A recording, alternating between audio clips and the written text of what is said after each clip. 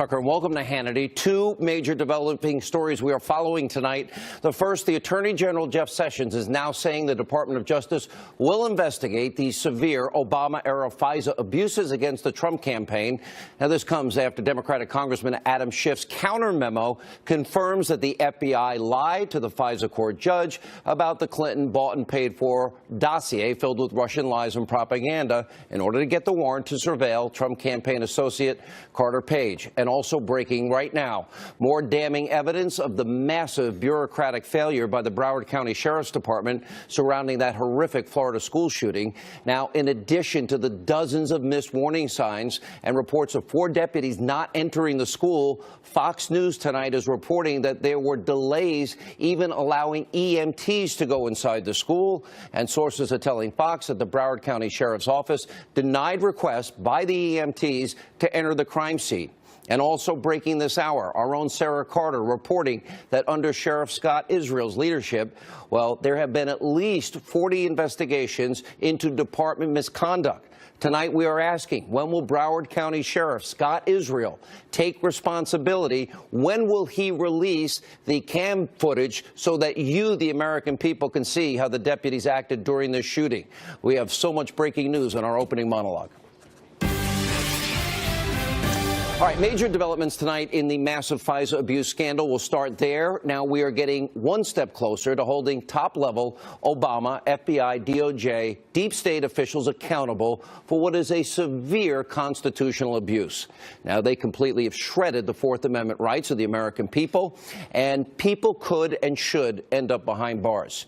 Now, the Attorney General Jeff Sessions, thankfully, is now saying tonight the Department of Justice will be investigating these FISA abuses. Let's watch.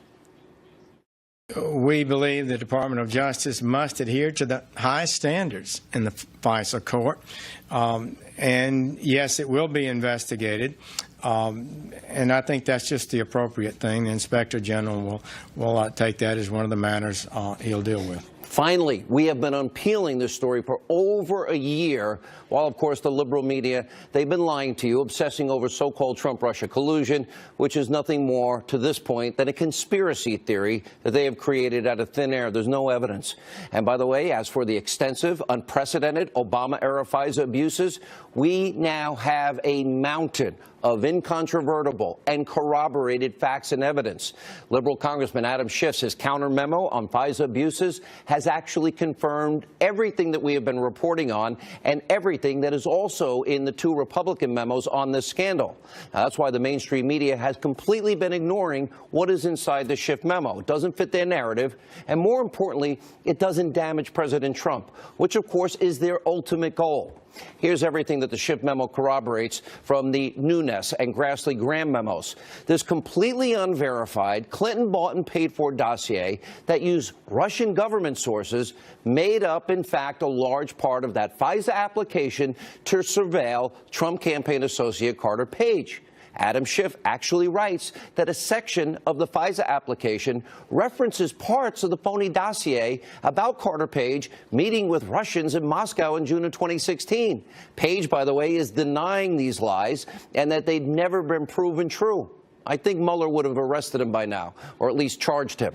Now, remember, the Grassley and Graham memo said that the Russian dossier made up the bulk of this FISA application.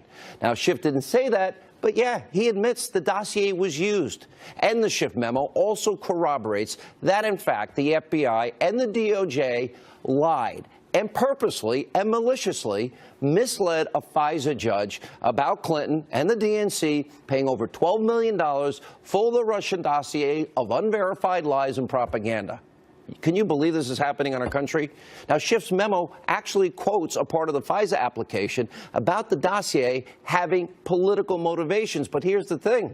The application never bothered to mention that it was Hillary or the DNC that paid for that dossier. The FBI knew this, but they purposely hid it from the FISA judge, not rank and file FBI, that higher echelon that we talk about. They used it to get a warrant to spy on the Trump campaign. Here's another key point that the Schiff memo confirms, that the FISA application, they did mention a Yahoo News article by Michael Isikoff that he wrote about Carter Page. Schiff, however, lied about the fact that the judge was never made aware that the source for the Yahoo article was Christopher Steele. Now, the Republican memos, they actually detailed how this is a major problem because that means that the information was never verified by two independent sources, since Steele was the only source. So those are points that the Schiff memo actually confirms. And here are the key facts that the Schiff memo flat out lies about. The congressman claims that the Trump campaign was never spied on. That is a lie, 100% false, and here's why. When the federal government granted a FISA warrant, that gives them access to every one of Carter Page's old emails, old text messages, and they know every phone call he made, which could date back to when he was with the Trump campaign.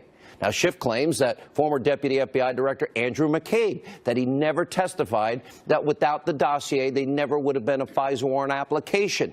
But the Schiff memo never offers any proof, which likely means it doesn't exist, and my sources confirm that, in fact, McCabe said that. And Schiff does admit that Steele was fired by the FBI for these media leaks, but what Schiff doesn't say is that Steele lied to the FBI about his media contacts.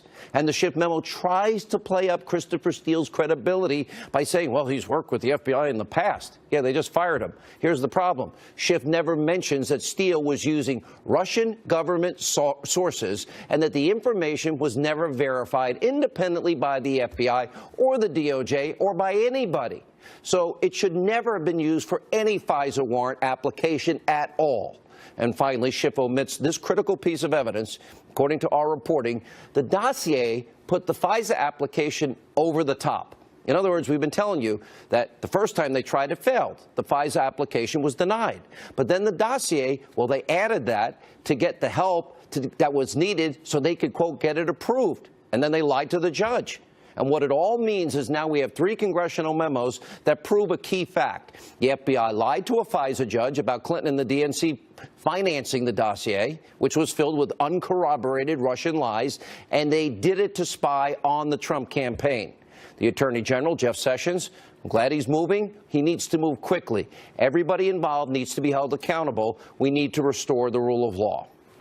All right, also breaking tonight, we have more news about Broward County and the Sheriff's Department missing countless warning signs about the Florida school shooter and then utterly failing to properly respond to this deadly rampage. Now, this is one huge, massive, giant bureaucratic failure after another in this case. And Broward County Sheriff Scott Israel, well, he's flat out refusing to take any responsibility. Instead, he's blaming pretty much everybody else. According to reports, this is almost unconscionable. 4 of Sheriff Israel's deputies did not enter the building while the school shooting was happening. One deputy, a school resource officer on the scene, his name is Scott Peterson, he was armed with a gun and a bulletproof vest. He took up a position outside the building while the shooting was taking place. One student described Peterson as standing still as he heard shot after shot being fired. Now, Peterson's defending his actions and ended up resigning. And what we're now learning is that the first member of law enforcement to enter the school, they were actually from the Coral Springs Police Department. Those officers rushed right in. Broward County deputies, they took up a defensive posture and position outside. And also new tonight, Fox News reporting the Broward County Sheriff's Department also prevented the EMTs from entering the school. And there are questions about, well, would it be proper protocol? Students and teachers were shot and dying and bleeding. Now, sources are telling our own Laura Ingram that Broward County Sheriff deputies, they were told not to go into the school unless their body cameras were turned on, even though those deputies apparently didn't even have them. And Sarah Carter, breaking news tonight, reporting that under Sheriff Scott Israel's leadership, well, apparently there have been at least 40 investigations into that department and misconduct. We did reach out to the sheriff's office for comment on Sarah's story.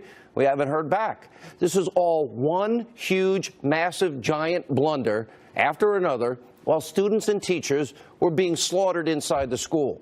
And sadly, that's just part of the story. We know the FBI was alerted not once but twice about Nicholas Cruz and his sinister intentions, including weeks before the massacre. One unidentified woman told authorities that she feared Cruz would, quote, get into a school and just shoot the place up. The Naples Daily News reported that Broward County Sheriff's Office received 18 specific warning calls about Nicholas Cruz since 2008. And law enforcement, imagine this, visited this kid's home a whopping 39 times in a 7-year period. And we also know Cruz raised all kinds of red flags at school. He wasn't allowed to wear a backpack because of security concerns, and he was ultimately expelled because of his behavior. And, of course, he posted all these disturbing images on social media. Warning signs missed at every single level here. Now, people did the right thing. They saw something. They said something. They alerted authorities. These authorities dropped the ball on a level I can't even comprehend. They didn't do their jobs. They failed this community in Florida. And these officials need to be owning up to their mistakes so it never happens again. And we can fix the problems in the system, prevent future massacres. But that's not the case. You've heard people like Broward County Sheriff Scott Israel. He's refusing to own up to his failures. He won't answer key questions. He pats himself on the back and has a general overall lack of sympathy. Watch this. When did you find out that Deputy Peterson had not gone into the building? How soon after the shooting did you know that? Not for days. How many days? Investigators looked. I'm not sure. You didn't look at the video? 1 week after the shooting, you hadn't looked at the video yet? I looked at the video as soon as our investigators, it wasn't my job to look at the video, it was investigators' job to look at the video. The families were at the CNN town hall, and you could have disclosed to them. I couldn't disclose it then because there was no corroboration, Jake. I could only take responsibility for what I knew about. I exercised my due diligence. I've given amazing leadership to this agency. Amazing leadership? Will you resign? It was a shame. No, of course I won't resign. Do you think that if the Broward Sheriff's Office had done things differently, this shooting might not have happened? Listen, if ifs and buts were candy and nuts, O.J. Simpson would still be in the record books. Obviously, the sheriff is in denial, out of touch with reality. It is why people are now calling on him to resign. Instead of doing everything that we just showed you, Sheriff Israel, he should be apologizing to the victims' families and correcting the issues that didn't stop this mass shooting and his deputies going into that building. Sheriff Israel doesn't appear to be interested in doing any of this. In fact, last week he said that he might not even release the footage showing Deputy Scott Peterson failing to enter the building. Listen to what he says. We're not going to disclose the video at this time, and we may never disclose the video, depending on the prosecution and the criminal case. But what I saw was a deputy arrive at the west side of Building 12, take up a position, and he never went in. Unbelievable. Whatever footage the sheriff has, it should be released to the public. The American people, all of you, and the people of Florida and these families deserve to see it if they want to see it. Now, Sheriff Israel needs to stop trying to save his job, focus on protecting this community that he's supposed to be serving. Joining us now with reaction to her article in Breaking News, Fox News contributor Sarah Carter, civil rights and criminal defense attorney David Schoen is with us. Sarah, I'm looking at your article here, and I am blown away. At least 66 cases of criminal misconduct being investigated into Sheriff Israel's department. What is going on down there? Yeah, that's right. And 66, 40 of which were all under Sheriff Israel, which is so significant. And well, what's going on over there is that somebody needs to look at the leadership quality Sheriff Israel's bringing to Broward County here, to the Sheriff's Department. And there's a number of people concerned. I mean, these cases, this is just not slight misconduct. These are criminal misconduct cases that range from kidnapping. I mean, I was stunned. From kidnapping to drug trafficking, these are sheriff's deputies. And even even in some cases killings. So there is something going on in Broward County Sheriff's Department office, and Sheriff Israel is the leader, and it appears that someone needs to be asking some very serious questions about what's going on there. All right, David, I know law enforcement. My mother worked in a prison. My dad was a family court probation guy. When my Uncle Billy gave me a Christmas present, I'm about that tall, it was an NYPD hat. It was a badge, and I never felt more proud of my life. I had other family members in the FBI. I love, respect law enforcement. We saw it on 9/11. Everyone coming down, and they're going up. That's the people that I know. I've never heard of one, never mind four. Cops are trained. This is why they become officers, because they put themselves in harm's way. They're ready to do that. I've never in my entire life ever heard of an officer that has acted this way. And for all the other police officers, FBI guys, we are not talking about them. They do their job every day. How did this happen here? And it's all in one county under one sheriff. I don't understand. Yeah, it's a failure on a number of levels, and we don't want to rush to judgment. As you have said and say night after night as a law enforcement guy, these police officers and deputies and firefighters are our heroes. And there are many fine ones who serve in the Broward Sheriff's Office. However, we have to consider a fundamental lack of leadership. You know, we have a lawsuit going right now. It's a federal civil rights case going against Sheriff Israel and other deputies there for the cold-blooded killing of a man, African-American man named Jermaine McBean in 2013. The Department of Justice has an open investigation in their Civil Rights Division about it. And we allege in that case, as the complaint shows, that ultimately the sheriff ratified the policy that happened. It's a matter of not acknowledging mistakes. You know, Ben Franklin said once, a man who is good at making mistakes is seldom good at anything else. Making excuses, rather, is seldom good at anything else. Also, one said, the sting in any rebuke is the truth. This is stinging. That's right. And so there's a lot of truth here about failure. And a lack of accountability. Look, it's a fundamental lack of leadership when deputies commit perjury, for example, in the no consequences. When an innocent man is killed, and the answer is we wouldn't have changed anything different, do anything different in the future. That's a fundamental lack of leadership. How do you not... Look, I don't want to judge Scott Peterson. I don't get it, though. I really don't understand. I know the media is fixating that Donald Trump said he'd go in because they just hate the president, and this is how superfluous and ignorant the media is. But I know cops. They're friends of mine. I was just at a dinner with a cop, and this is not how they act. That's right. They live for this kind of moment generally. Yeah. Tragedy, and they recognize the tragedy, but they're there to serve. And ultimately, the ultimate tragedy for this case, of course, is to the families. No one can give them an explanation that would be satisfactory, and pointing the finger doesn't help. However, there must be some accountability going forward so that something like this doesn't happen again. What we're seeing, unfortunately, from Sheriff Israel is the opposite of what we've all learned means leadership. That is passing the buck. No, he thinks he did a great job. He thinks he did a great job. He says, and he doesn't take responsibility for what his officers do. He has said he provides amazing leadership there. This is a fundamental lack of leadership to continue making excuses and point the finger. Let me go back to Sarah on our other breaking news story, the comments of Jeff Sessions today. Now, we do know the Inspector General coming out with a report. I assume it's going to deal with FISA abuse. But him saying, it sounded to me, and maybe I'm wrong, that this goes even deeper than that. Oh, it certainly does. I think at this point, with all the evidence on its face, we've seen the Schiff memo, we've seen Nunes memo, we've seen the criminal referral from Senator Grassley's office regarding Christopher Steele. There is so much insurmountable evidence within those memos that the Inspector General is required now to look at this. And remember, this is a single case. They're going to be looking at Carter Page, but they're going to expand on that case to make sure that the Foreign Intelligence Surveillance Court wasn't being abused over and over again. But we know they it was need to abused. look at that. We already know it was abused, don't we? We do. We do. Because they didn't tell the judge. They didn't tell the judge that Hillary paid for it. They didn't tell her that it was unverified.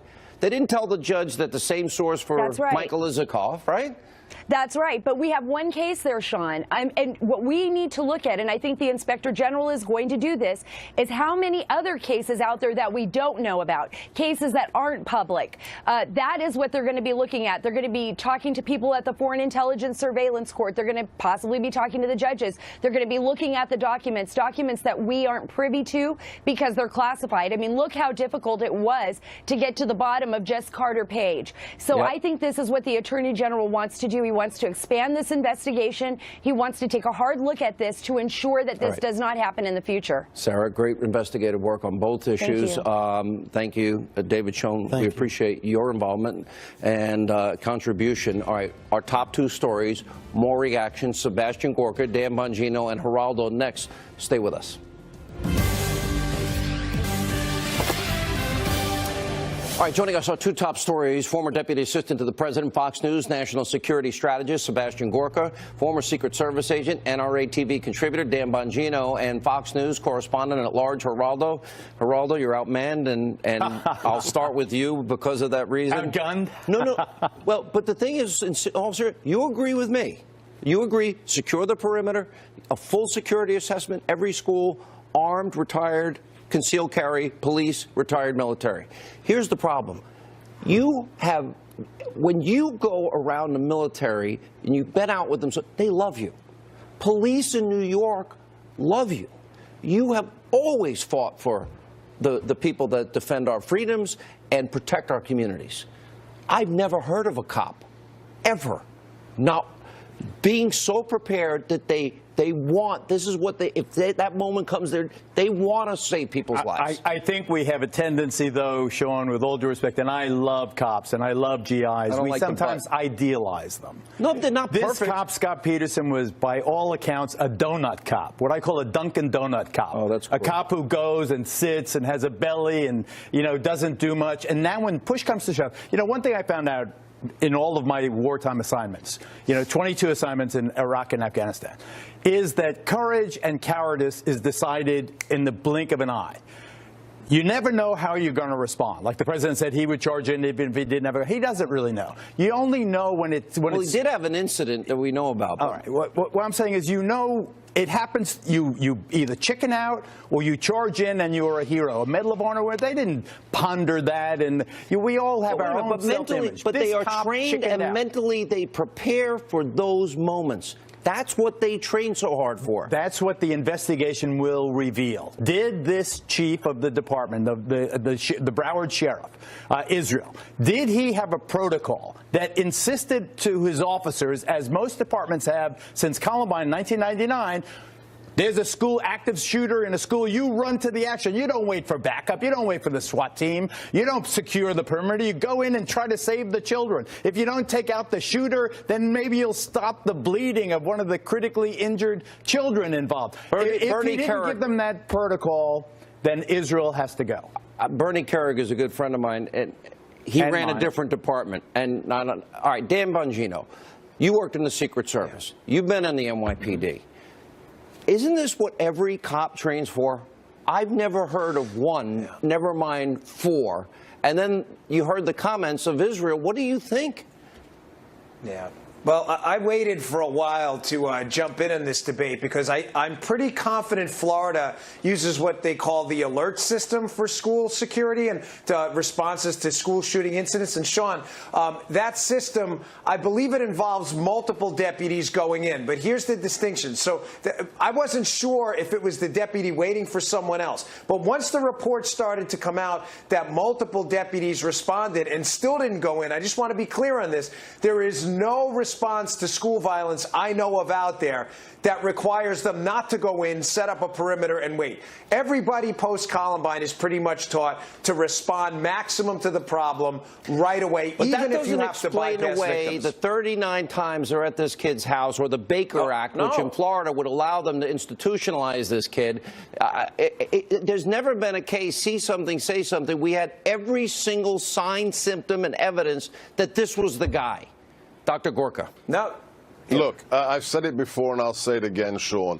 Political correctness can get people killed. If these reports are true, that they weren't allowed to enter the building because their body cameras didn't work. I've got a reminder for the Sheriff of Broward County. Florida statute on sheriff's powers, Section 5, Chapter 30 says, the sheriff is responsible for the negligence of his deputies. It's not just Columbine. After the Pulse nightclub, after San Bernardino, all police departments around the globe are reassessing their protocols. You don't wait for the hostage negotiator. You don't secure the perimeter. Whether you've got a hard-plated vest in your car or not, whether you've got a long gun, doesn't matter. You enter the building to neutralize the threat. That's the new reality. If this sheriff said, don't go in there because we need your body cam switched on, he must be forced out of office or recalled. I believe that to use the expression negligence, Dr. Gorka, gives too much credit.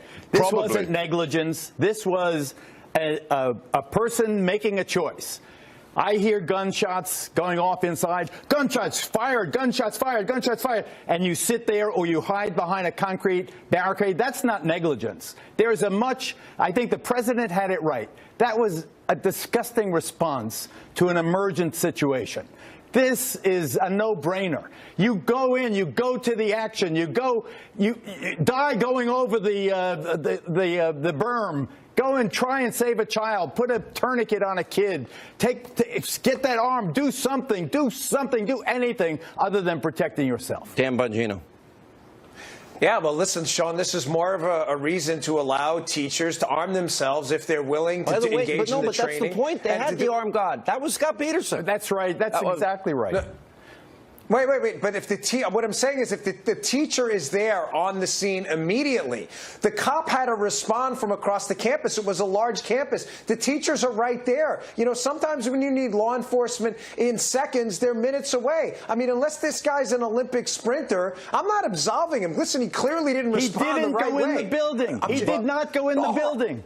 The shooter did go in the building. They were in the building. The teacher was already there. The shooter was in the building. Israel didn't teach these cops to close on the action. He should be fired. Dr. Geraldo, the teachers are already there. There's an issue with this question of arming teachers, especially if they're vets. You don't have to be, a tier 1 operator or a classified marksman. If there's one person in the building who's simply laying down fire in the direction of the perpetrator, I think it's a terrible idea. It's much harder to kill people. In San Bernardino, if San Bernardino, one person had been armed, if one person had been armed in San Bernardino, we might not have had 14 people killed. Dr. Gorka, is you need guards on every floor. You need the perimeter secure. You need a full threat assessment, security assessment. If we do that for every school, and we have the manpower, and they're on the floor, they're in the building, that's where they should be. Right. Totally agreed. Let's neutralize that threat. Yeah. All right. Thank you all for being with us. Appreciate it. When we come back, you don't want to miss us. Jesse Waters, Jessica Tarlov, and much more news as Hannity continues.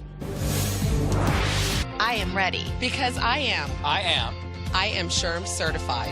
Learn more at shrm.org/SHRM certified. All right, he's only been out of office a little over a year. President Obama seems to have completely, utterly forgotten details of his blunder-filled time in the White House. During his off-the-record so-called speech at MIT on Friday, Obama actually congratulated himself and his own administration and their lack of scandals. Really? Really? Listen to this. One of the things I'm proud of in my administration was the fact that, and I think these things are connected, we didn't have a scandal that embarrassed us. There were mistakes, we'd screw up, but there wasn't anything venal during 8 years, and that's, I know that seems like a low bar, but if you look at the presidency, that's He's obviously in a state of denial. Let's just remind everybody of what it was really like, what truth and reality is. Start 2013, AP scandal, his Justice Department obtaining 2 months' worth of phone records from the AP, something the AP called a massive, unprecedented intrusion. Or 2014, the administration ridiculed over excessive wait times at VA hospitals that led to the death of dozens of veterans, and the months-long scandal surrounding, let's see, the prisoner swap, Bo Bergdahl. Oh, yeah, and there's that thing called Benghazi, that scandal, where 4 Americans actually died in Libya. But I guess at this point, what difference does it make, right, Hillary? And don't forget the Fast and Furious scandal. They actually put guns in the hands of violent Mexican gangs, and, of course, people died. And by the way, we've actually interviewed family members. Also, the time that the IRS, oh, yeah, they apologized recently in the Trump administration. They were targeting conservatives and Tea Party groups. And, of course, the disastrous Obamacare rollout. And then, of course, the money for Solyndra, that was a disaster. And, of course, we're still dealing with the ramifications of the ongoing Uranium One scandal. And, of course, we can go on. Here to help spark President Obama's memory is the co-host of The Five and the host of Waters World, Jesse Waters, and Fox News contributor. It's actually her world tonight. Oh, my God, I won already? Yeah. Oh, no, I just have to do his No, you do it on the signal? inside. Oh, come on. No. This way, then this way. How many times do we have to go over this, Jesse? You know how slow the ladies are. Okay. The liberals. Let me just start with this one thing. Let's start with Uranium One. Here's a scenario. 2009, we have an FBI informant inside of Putin's network in America. He's reporting back. Robert Mueller is the director at the time. Hillary Clinton's Secretary of State. Obama's our president. And what are they doing? They're involved in bribery, extortion, kickbacks, and money laundering. 20% of America's uranium ends up in the hands of the bad actor Vladimir Putin and Russia through Rosatom. There are a lot of people who dispute Excuse me, there's no dispute. Uranium One. Okay. There's no disputing CFIUS signed off on the deal. They ignored the informant that was in Putin's working with his operatives in America, and they allowed it to happen. 20% of our uranium is controlled by that group. There are a number of people and fact-checking services that dispute. Okay, give me one fact give me one instance where what I said is wrong. Well, that People Vladimir Putin has 20% of our uranium. Control of through that Uranium One company. Yeah, well, Russian owned and operated through Rosatom and Uranium One and the merger. And you said, oh, we transferred control of it to our European allies who are allies. I never said that. Yes. We talked about it on this show. No, I said the uranium that they said would never leave the U.S. went to Canada, Europe, and Asia. The Uranium One deal that everyone said Hillary Clinton signed off on, but we know that Hillary Clinton Hillary's didn't sign State Department did. That's correct. If Trump's State Department signed off on giving the Russians all that uranium, he'd be impeached. Listen, the biggest scandals from Obama we're finding out about now is the FISA abuse and the unmasking. A lot of the Obama scandals, people died. The VA, they're dying. Benghazi, they died. Fast and Furious, there were deaths. He pulled out of Iraq, let ISIS take over a third of that country. The death toll is still mounting. And we know it's a scandal because we have the cover-ups. Hillary smashing BlackBerries, bleaching her server. All know that taking the Fifth Amendment does not mean that you are guilty. What about smashing a BlackBerry with a hammer? Or bleaching your hard drive? I have never smashed a phone myself, but we've all admitted that the private server was a mistake. Hillary Clinton has herself. Mistake or a crime? Oh, I believe mistake. I know you believe crime, but difference of opinion isn't makes it a felony to mishandle and destroy classified top secret special access program information? I mean, that's certainly what I've heard on your show, but if it wasn't a Clinton, that person would have been locked up. Well, and how much are these Obama scandals going to cost us? Solindra's $500 million. The failed website was $1 billion. When do I get the cash to the Iranians? They're funneling it to Hezbollah. It's a lot of money. Where'd all the money go? My turn. Okay, so I get all this, and I was expecting all of it, and I wanted one of those Karl Rove boards where I could write all of my Trump scandals. He's only been in for a year, but there's some stuff going on. So first of all, we don't know what's going to happen with the Bob Mueller investigation, so you could have a million things. Is there any evidence to date of Trump-Russia collusion? Of Trump personally, Russia collusion, or Trump campaign? I mean, there are a lot of people. No, I'm not a lot of people. Do you know of any evidence you could tell our audience tonight?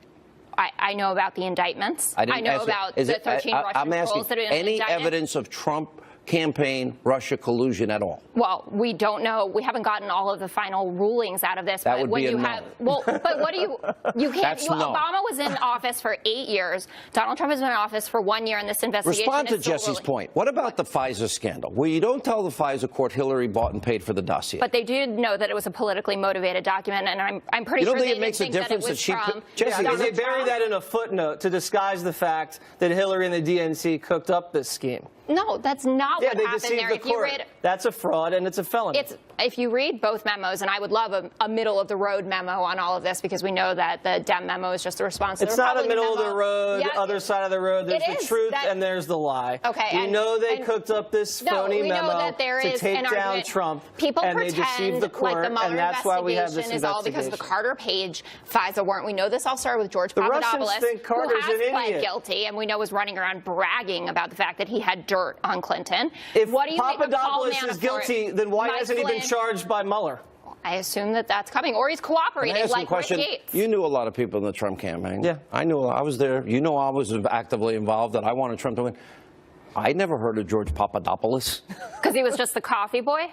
Never heard of him. Well, I knew everybody in the campaign. Well, that- Never heard of him. I ever. don't know how that could be, because it seems Neither like did he Trump. listened to his own fiance. He played a pretty big role And you there. know Why who does Bob opened His Mueller own care about fiance. it? There's our credible And you know witness. who opened up the Papadopoulos investigation? Papadopoulos? Peter Strzok. Oh, and right, Lisa Page. the dirty I texter trust who wanted them John very Kasich to well. win the election. Wait a minute. He's the guy that said that Trump was lonesome and horrible. So? A lot of he needed people to have cook said up that. the A majority of insurance Americans policy. have Really? said Does that that Trump sound like is an losing and terrible. objective No, but that investigator? doesn't mean that there was some sort of violation of the He should Hatch say Act, he's- or that he acted upon it. When He was so texting- biased, it he was- got fired by Mueller. Well, I think that it's right that he was removed, but that doesn't mean that there was some grand conspiracy against America or Donald Trump I here, want to because know he was what the sending some insurance texts. policy means. Well, the Makes me insurance curious. maybe it was about that Vladimir Putin calendar that All right, everyone we gotta was roll. all upset about. Thank you both. I haven't heard of All right. that. Actually, sadly, it's Jesse's world. You lived in it tonight. Dude, I never win. President Trump made a major announcement about his re-election. Laura Trump joins us in studio next.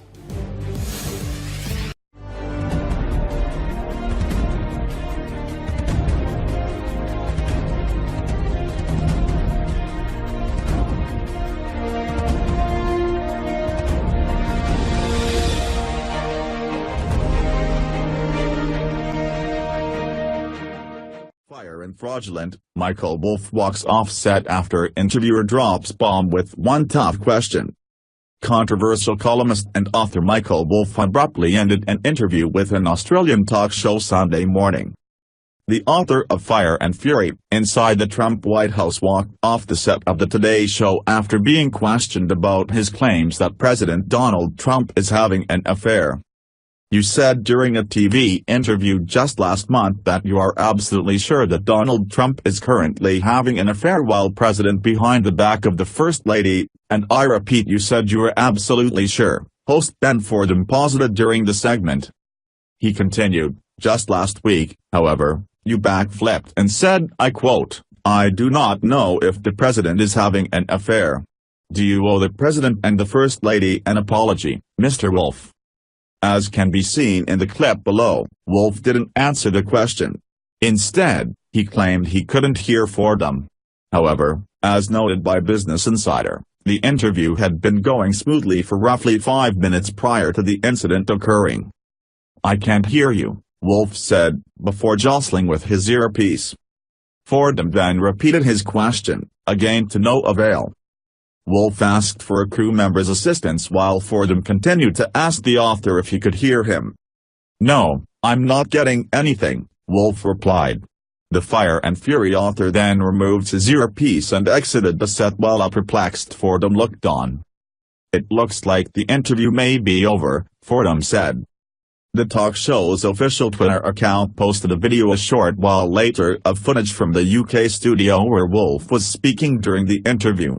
The footage revealed that audio coming from the Australia studio was completely intact and clear, contrary to Wolff's claims that the audio was interrupted. This isn't the first time an interview involving Wolff has ended prematurely. As reported by the Western Journal, MSNBC host Mika Brzezinski cut her interview with Wolff short after the controversial author denied that he had ever accused UN Ambassador Nikki Haley of having an affair with the president. I didn't infer anything about Nikki Haley. What I inferred was that the president is that many of the people around the president believe he is still involved with various women, Wolf said on MSNBC's Morning Joe program. Come on. Are you kidding? You're on the set of Morning Joe. We don't abs here, Brzezinski responded. After playing a game of cat and mouse with Wolf, Brzezinski ended the interview. If you don't get it, if you don't get what we're talking about, I'm sorry. This is awkward. You're here on the set with us, but we're done, the Morning Joe host declared. Michael Wolff, thank you. We're going to go to break now. Bye, everyone. We'll be right back. What do you think? Scroll down to comment below.